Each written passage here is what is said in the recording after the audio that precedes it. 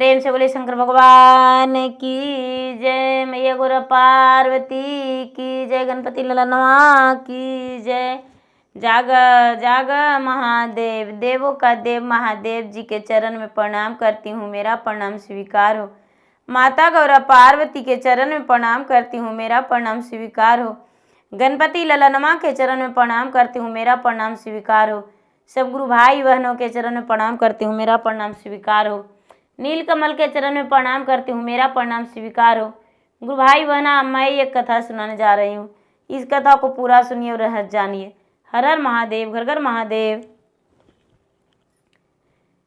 गुरु भाई बहना, बहुत पुराने समय की बात है, बहुत पुराने जमाने की बात है, ये सतयुग की बात है कि एक राज में एक बहुत बड़े राजा थे और वो राजा का कोई संतान नहीं था।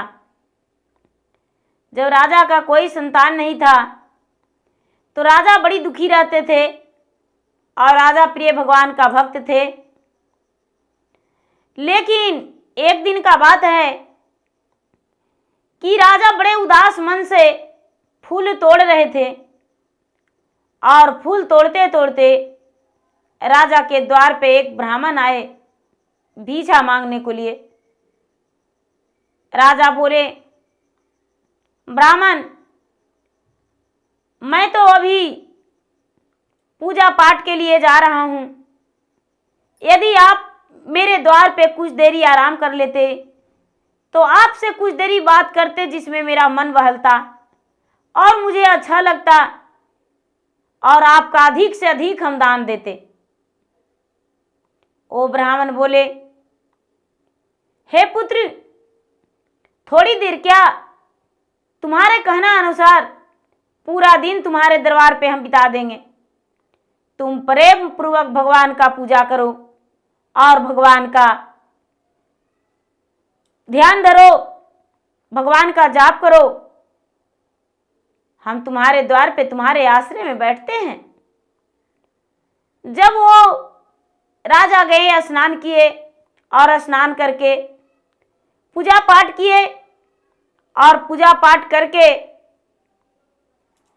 भोजन से पहले उस ब्राह्मण के पास आए और ब्राह्मण से बोले कि हे ब्राह्मण देवता, सबसे पहले मेरे द्वार पे आप यदि मुट्ठी भर अन्न का भोजन कर लेते और गिलास भरा हुआ पानी पी लेते तो मेरा जीवन धन्य हो जाएगा। ऐसा बात सुनकर गुरु भाई बहना, वो ब्राह्मण बोले कि हे राजन, मैं तो छोटी मुंह बड़ी बात कहने वाला हूं, लेकिन कहने में मुझे शर्म आता है, कहूं या नहीं कहूं। यदि आप जी जान बकस देते हैं और मुझे कोई डांट जुर्माना नहीं करेंगे, जीवन मेरा हत्या नहीं करेंगे, तो एक बात कहना चाहता हूं। ऐसा बात जब राजा सुने तो राजा हाथ जोड़कर कहते हैं कि हे प्रभु, हे महाराज, हे ब्राह्मण देवता, आप बेझिझक दिल खोलकर मेरे सामने उस बात को रख सकते हैं जो आपकी मन को खाए जा रहा है, आपको मन के अंदर चुभ रहा है। आप मेरे सामने उस बात को प्रस्ताव रख दीजिए। ए ब्राह्मण बोले, हे राजन, तुम तो निसंतान हो, तुम्हारा कोई संतान नहीं है और जिस घर में संतान नहीं हो उसका अन्न खाना व्यर्थ है। जो सारी संसार प्रजा को सबको भोजन पानी चला रहा है और खुद का निसंतान हो, वो राजा पापी कहलाता है। गुरु भाई बहना, ऐसा बात सुनकर राजा बड़े दुखी मन हो गए और ब्राह्मण को पैर पकड़ लिए और कहते हैं कि हे महाराज, आप जैसा कहेंगे वैसा मैं करने के लिए तैयार हूं, लेकिन मेरा एक पुत्र हो जाए, यदि मेरा एक पुत्र हो जाएगा तो आपका मैं सुंदर सा जोड़ा दूंगा और हाथ का सोने का कड़ा दूंगा और ब्राह्मणी के लिए गले का हार इनाम में दूंगा और बाकी कई बोरियां चावल दूंगा। गुरु भाई बहना, ऐसा बात सुन ब्राह्मण कहते हैं कि ठीक है राजन, ये बात आज नहीं, हम कल बताएंगे। वो ब्राह्मण जो थे, ब्राह्मण गुरु भाई बहना, वो चले गए धीरे धीरे धीरे धीरे। एक पर्वत पे भगवान का मंदिर था, पहाड़ी पे मंदिर था, और मंदिर के अंदर एक शिवलिंग था, मंदिर के ऊपर एक नाग था। गुरु भाई बहना, वो नाग के सामने जो एक नाग के पास 1008 बार परिक्रमा जो कर लेता था, उनका मन का इच्छाएं पूरी हो जाता था। एक ब्राह्मण गए गुरु भाई बहना मंदिर के पास, नाग देवता का जो स्थान दिया हुआ था वहां पर चुपचाप मौन रूप में परिक्रमा करने लगे। परिक्रमा करते करते करते करते करते लगातार 1008 बार परिक्रमा कर लिए। जब 1008 बार परिक्रमा किए ब्राह्मण, तो वो चक्कर खाकर गिर गए, वो बेहोश हो गए, उनका होश आवाज खत्म हो गया, सांसें फूलने लगा। और जब गिर पड़े तो वहां कई व्यक्ति थे, वो ब्राह्मण के पास गए और चिल्लाए, ब्राह्मण को उठाए। ब्राह्मण को जब उठाए तो ब्राह्मण उठे तो ब्राह्मण से पूछा गया कि अब आपकी तबीयत कैसा लग रहा है? ब्राह्मण बोले, मैं ठीक हूं। गुरु भाई बहना, कुछ लोग बोले कि तू कुछ अन्न खा लो, पानी पी लो। ए ब्राह्मण बोले, नहीं नहीं, मुझे नहीं अन्न खाना है, नहीं पानी पीना है। गुरु भाई बहना, सारे लोग चुप रहे और ये फिर से नागदेव का परिक्रमा करने लगे। जब नागदेव का परिक्रमा करने लगे गुरु भाई बहना, तो भगवान के गले में नाग जो था, शेषनाग, बासुकीनाथ, वो गले में फाय फाय करने लगा, फुफकारने लगा, पूरा उस भगवान को गले में मर्डर मारने लगा। भगवान के गले में मर्डर मारने लगा, फुफकारने लगा। तो भगवान कहते हैं कि बोलो बासुकी, क्या हुआ? आखिर इतना बेचैन और व्याकुल तुम क्यों हो? हमें बताओ। कहते हैं वो नागदेव की, महाराज, सब तो अपनी लालच में आता है, लेकिन एक ब्राह्मण है, वो दूसरे के लिए आया है। उसको धन देगा नहीं देगा वो नहीं पता, लेकिन दूसरे के स्वार्थ में आया है। वो दूसरे के लिए वो परिश्रम कर रहा है। उसका पांव से रक्त गिर रहा है, पांव में छाले पड़ गया है, भूखे प्यासे नंगे पांव परिक्रमा सिर्फ एक वस्त्र में कर रहा है। हजारों बार परिक्रमा कर चुका है, फिर भी वो परिक्रमा करना नहीं भूला है। महाराज, आप मुझे वचन दें, क्या उनका वरदान पूरा होगा? भगवान भोलेनाथ कहने लगे कि ठीक है, इसका वरदान पूरा होगा या नहीं, ये तो हम जाएंगे ब्रह्मलोक और ब्रह्मलोक जाकर ये बात कहेंगे। गुरु भाई बहना, ये भगवान जो थे, भगवान चले गए ब्रह्मलोक। आप ब्रह्मा जी के पास जाकर बैठकर कहने लगे कि हे महाराज, आप अपनी मोटी किताबों खोलिए, जो आपकी मोटी किताबें हैं, जिसमें आप मनुष्यों का कर्म लिखते हैं विधाता बन के। भगवान ब्रह्मा जी चाह गए, संकोच में पड़ गए और कहने लगे, महाराज, आज आपको अचानक ऐसे आना हुआ और मोटी किताबें का बातें कर रहे हैं। कहने लगे कि देखिए, एक पृथ्वी पर राजा है, पृथ्वी पर राजा है, उसका कोई संतान नहीं है, और उसके लिए एक ब्राह्मण नंगे पांव वो परिक्रमा कर रहा है और परिक्रमा करके और सिर्फ नमः शिवाय जाप कर रहा है। यदि उसका परिक्रमा का सफलता नहीं मिलेगा तो कोई मंदिर में पूजा नहीं करेगा, विजय प्राप्त नहीं हो सकता है, क्योंकि पूजा करेगा ही नहीं, आएगा ही मंदिर नहीं, तो हम पत्थर की मूर्ति बन के मंदिर में बैठे रहेंगे। ऐसा बात सुन ब्रह्मदेव क्या किए, ब्रह्मा जी अपने मोटी किताबें खोल दिए, किस्मत भाग जो लिखते हैं वो किताब, और देखने लगे। देखते देखते देखते वही राजा का भाग देखने लगे। कहते हैं कि महाराज, राजा का तो संतान लिखा हुआ है, एक पुत्र होगा, लेकिन जब राजा के पुत्र होगा तो उसका पति का एक ही सुख मिलेगा, चाहे पत्नी, चाहे तो पति सुख, चाहे तो पुत्र सुख, दोनों सुख नहीं मिलेगा। गुरु भाई बहना, शंकर भगवान बोले कि ठीक है महाराज, उसका पुत्र तो होगा। बोले हाँ। वहां से शंकर भगवान आ गए पर्वत पे, और पर्वत पे आकर उस ब्राह्मण से बोले कि जाओ ब्राह्मण, शेषनाग से बताएं। शेषनाग उसे दर्शन दिया, दर्शन देकर बोले कि जाओ ब्राह्मण, उस राजन से बोल देना एक पुत्र होगा, जाओ। गुरु भाई बहना, वो ब्राह्मण चले गए और ब्राह्मण जाकर बोले कि हे राजन, आपका पुत्र होगा, आप चिंता ना करें, बहुत जल्द ही आपका आंगन में किलकारियां गूंजेगा। गुरु भाई बहना, धीरे धीरे कुछ दिन के बाद रानी गर्भवती हो गई, और रानी गर्भवती हो जाने के बाद 9वां महीना के बाद रानी के ओद्र से एक सुंदर पुत्र जन्म लिया। और जब पुत्र जन्म लिया गुरु भाई बहना,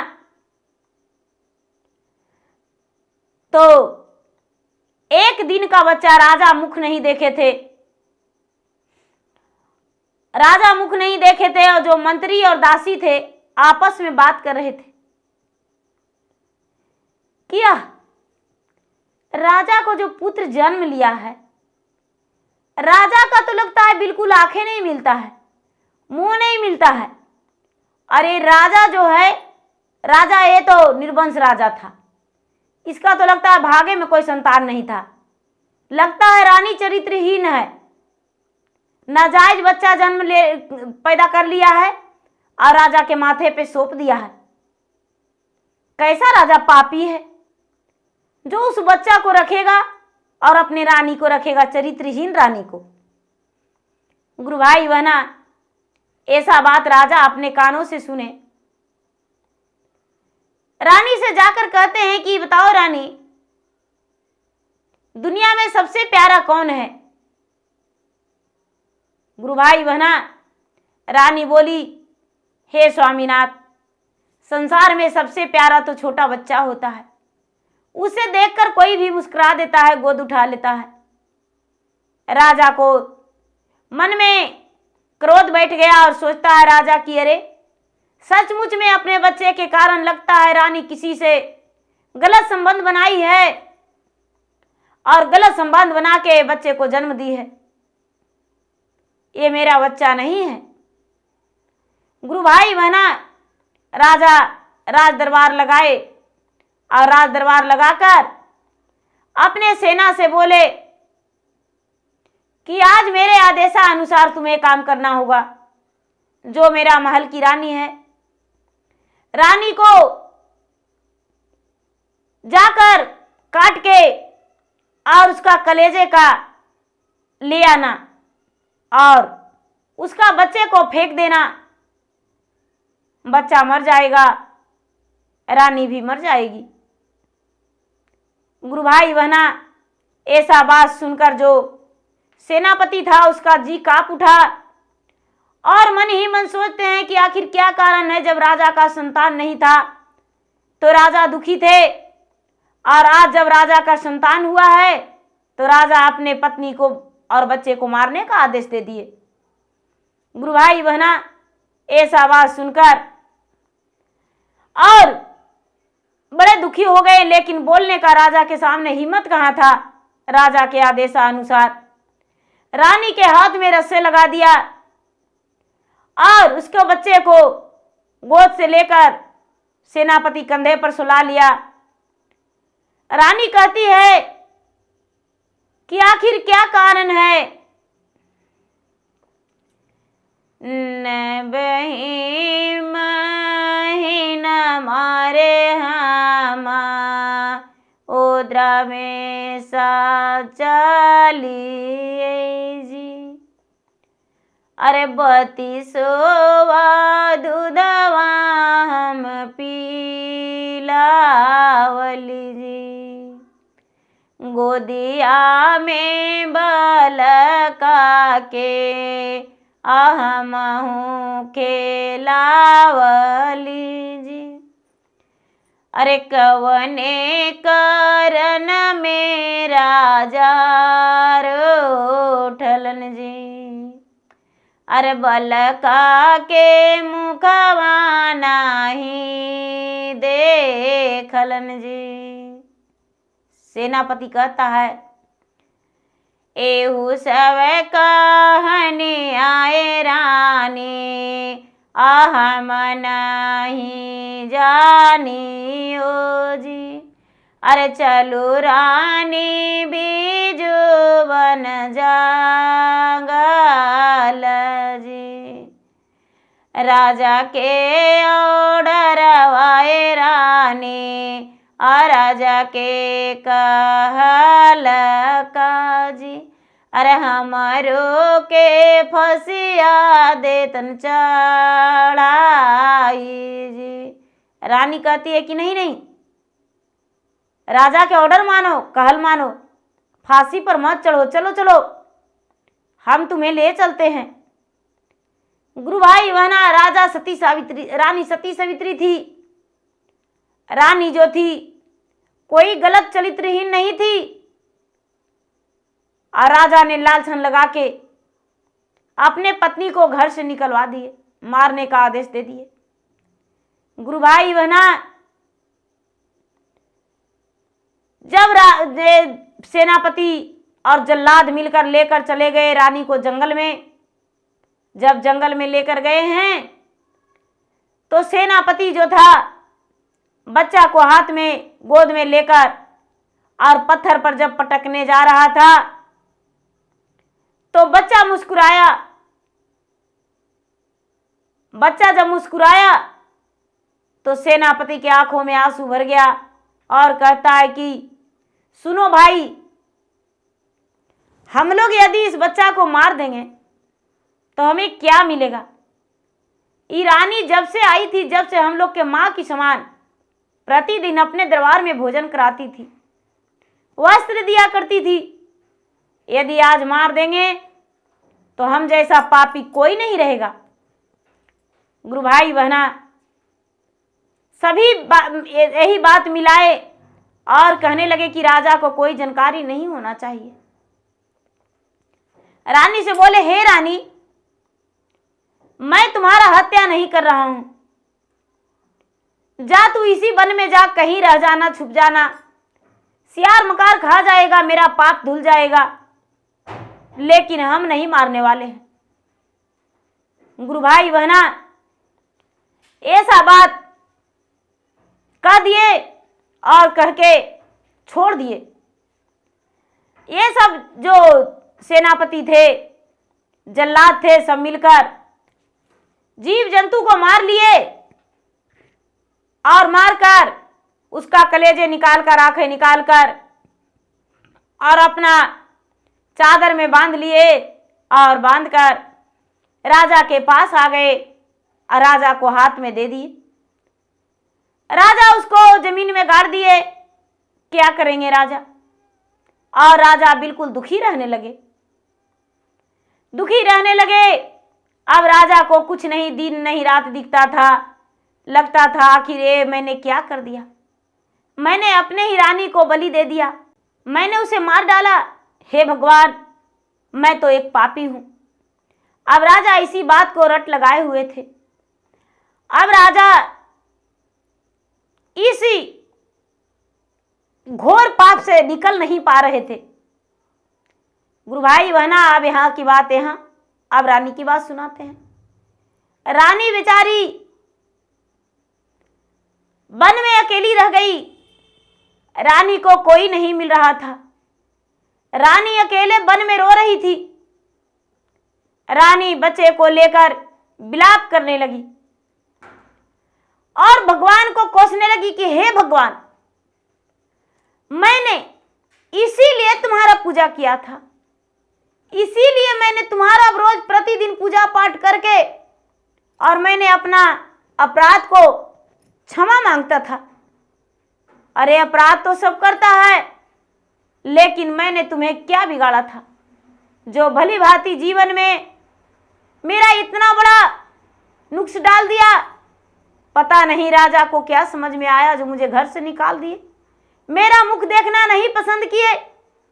राजा यदि अपने दासी बनाकर भी महल में रखते तो हम राजा के पास आराम आराम से अपना जीवन व्यतीत कर लेते, लेकिन हम ये जंगल में आकर भटकते नहीं। गुरु भाई बहना, धीरे धीरे धीरे धीरे धीरे धीरे आगे बढ़ते गए और एक बहुत बड़ा धर्मशाला मिला। धर्मशाला के पास एक मंदिर था और मंदिर के पास एक कुआं था। कुआं था, बेचारी रानी कुएं के पास जाकर बैठ गई। जब बैठी है तो देखती है कि वहां पर एक बाल्टी एक रस्सी भी है। रानी सोचती है कि यदि पानी पी लेते हैं, बच्चे के भी कुछ दूध अपना पिला देंगे, पानी पिएंगे तो मेरा शरीर में कुछ जान आएगा। बच्चे को तो किसी तरह से मुझे पोसना है। गुरु भाई बहना, अब रानी बेचारी क्या करती, बैठ गई, बैठकर पानी निकाली कुएं से, पी ली और पी के मंदिर के द्वार पर कहती है कि हे भगवान, आखिर मैंने क्या बिगाड़ा था, अब मैं इसी जगह सर पटक के मर जाऊंगा। अब हम कहीं जाने वाले नहीं हैं। पार्वती कहते हैं कि महाराज, ये आपने क्या किए? एक भली भांति घर घराने की स्त्री थी और उसको बेघर कर दिए। गुरु भाई बहना, शंकर भगवान तो सारी लीला जान रहे थे। कहने लगे पार्वती, इसका कर्म में ही है, इसका कर्म में ही है। इसका जो पति है उसका घर में कर्म में अकेला ही पन लिखा हुआ है। चाहे पत्नी सुख पाएगा या पुत्र सुख, एक ही सुख उसको मिलेगा, दोनों सुख नहीं मिल सकता है। इसका पत्नी का संतान पति का संतान नहीं होता था, तो भगवान ने ऐसा कह के इसको संतान दिए हैं। गुरु भाई बहना, बेचारी पार्वती कहते हैं कि हे राजन, दुख तो राजा का नहीं हुआ, दुख तो उसका स्त्री कर रही है। वो वन में जैसे श्री रामचंद्र अयोध्या में ही रह गए थे और सीता बेचारी वन में रही थी अकेली ऋषि मुनि के पास। भगवान कहते हैं भोलेनाथ, देखते जाइए पार्वती, आगे आगे होता है क्या। गुरु भाई बहना, जब शाम हो गया, अंधेला होने लगा, तो एक ऋषि मुनि आए और एक ऋषि मुनि आकर कहने लगे कि पुत्री तुम कौन हो और इस सुनसान जंगल में तुम क्या कर रही हो? इस सुनसान जंगल में तुम क्या कर रही हो और किस चिंता में डूबे बैठी हो? वो बेचारी रानी कहती है कि महाराज, मेरा कोई नहीं इस संसार में है, मैं अपने को बच्चे को लेकर और भटक रहा हूं, कहां जाऊं, किसके द्वार जाऊं? वो महात्मा से सारी बातें रानी का सुनाई।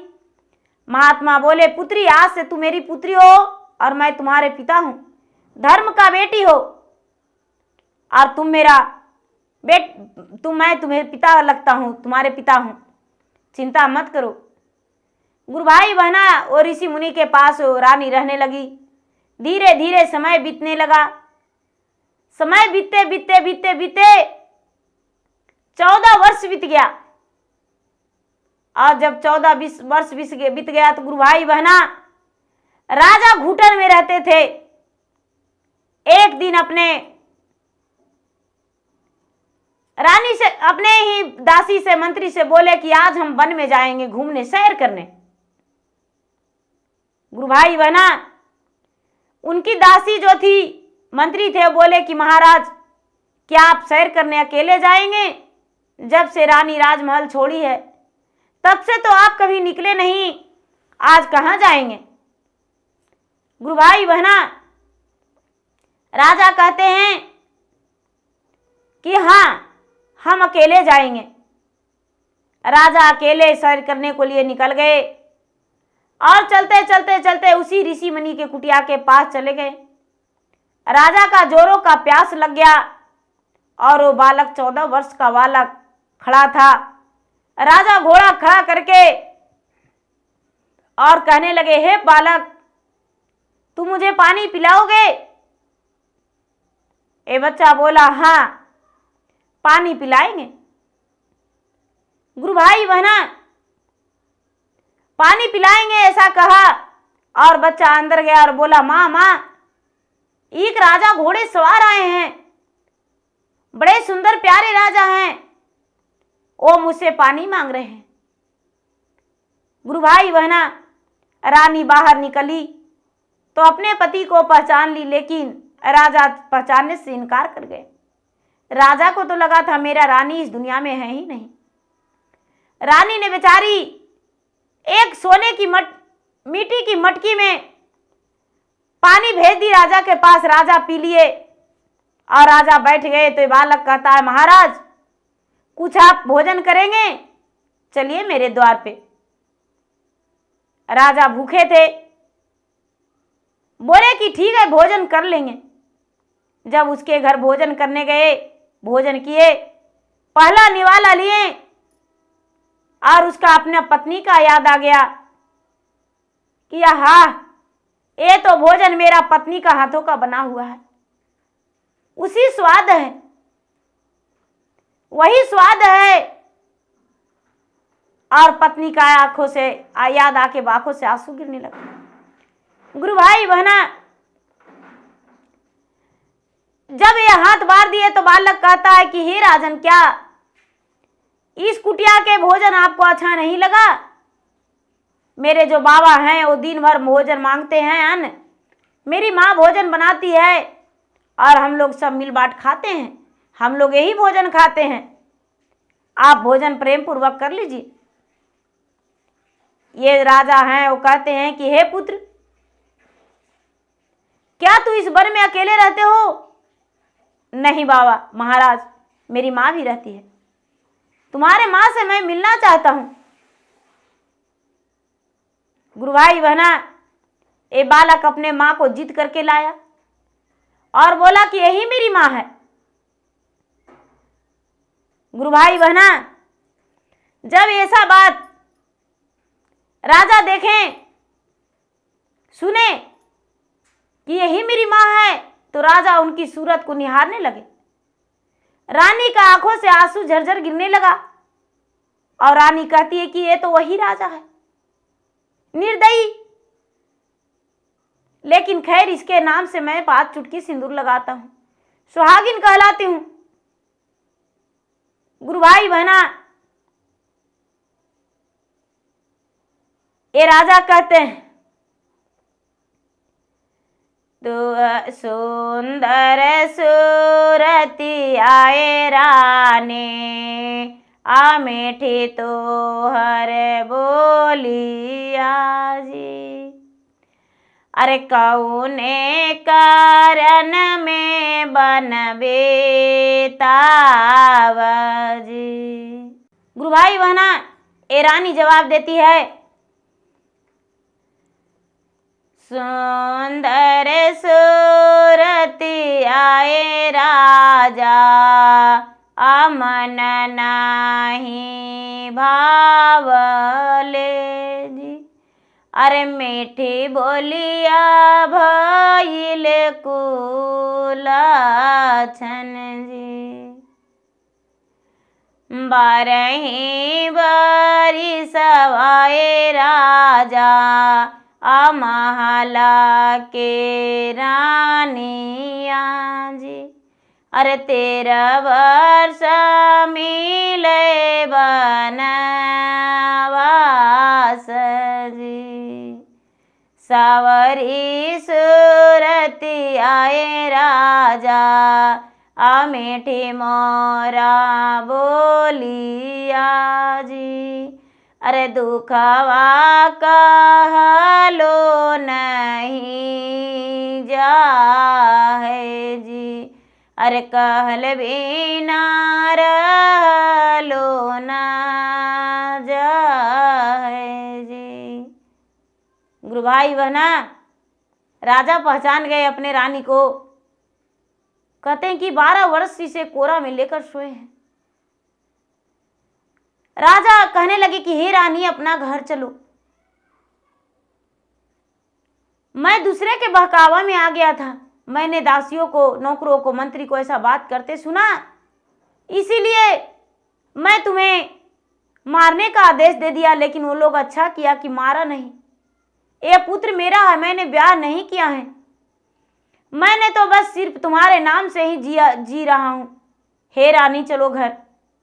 गुरु भाई बहना, ये बालक बोला कि पिताजी, जब ही मेरी माँ जाएगी, जब आप मेरे माँ को कंधे लगाकर डोली को ले जाएंगे राजमहल में, तब मेरी माँ जाएगी। गुरु भाई बहना, जो राजा थे, राजा डोली मंगवाए और रानी के बेगार बनके एक तरफ पुत्र और एक तरफ राजा, दोनों डोली में बैठाकर और रानी को राजमहल ले गए।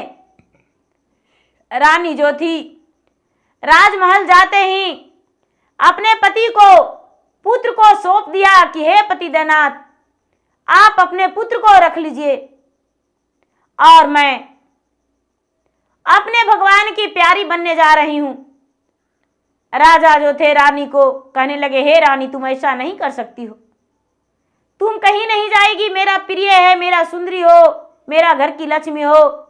रानी जो थी धरती को कहती है कि हे धरती माता, तुम फट जाओ, मैं तुम्हारे अंदर समा जाऊंगा। मैं इतने बड़े राजा की लालछन लगाने वाले, जो मुझ पे इतना बड़ा अत्याचार किया, लालछन लगाया, उसके साथ जीवन नहीं बिता सकता हूं। यदि मैं सती होगी तो तुम फट जाओगी माता धरती, और मैं तुम्हारे शरण में आ जाऊंगी। गुरु भाई बहना, धरती जो था, धरती दलदला के फट गया और ये बेचारी रानी सती अपने शरीर को त्याग दी, फटी हुई धरती में छुप गई। धरती माता का जमीन जो था फटा हुआ बराबर हो गया। राजा हाय हाय हाय हाय चिल्लाते रह गए। गुरु भाई बहना, राजा छाती पीट पीट कर रोने लगे, राजकुमार रोने लगा, लेकिन रानी धरती में समा गई और धरती लोक में चली गई। गुरु भाई बहना, जब पाताल में चली गई तो उसका ब्रह्मा जी का लिखा हुआ था कि राजा का पत्नी और पुत्र का सुख दोनों नहीं मिलेगा। जब पत्नी रही तो पुत्र नहीं, और पुत्र हुआ तो पत्नी नहीं। तो गुरु भाई बहना, मेरा वीडियो अच्छा लगे तो मेरा वीडियो को लाइक करें, शेयर करें, सब्सक्राइब करें। और मैं इंस्टाग्राम पे भी हूँ, मैं फेसबुक पे भी हूँ। मेरा फेसबुक पे फॉलो करें, लाइक करें, शेयर करें। धन्यवाद। हर हर महादेव, घर घर महादेव। प्रेम से बोले शंकर भगवान की जय।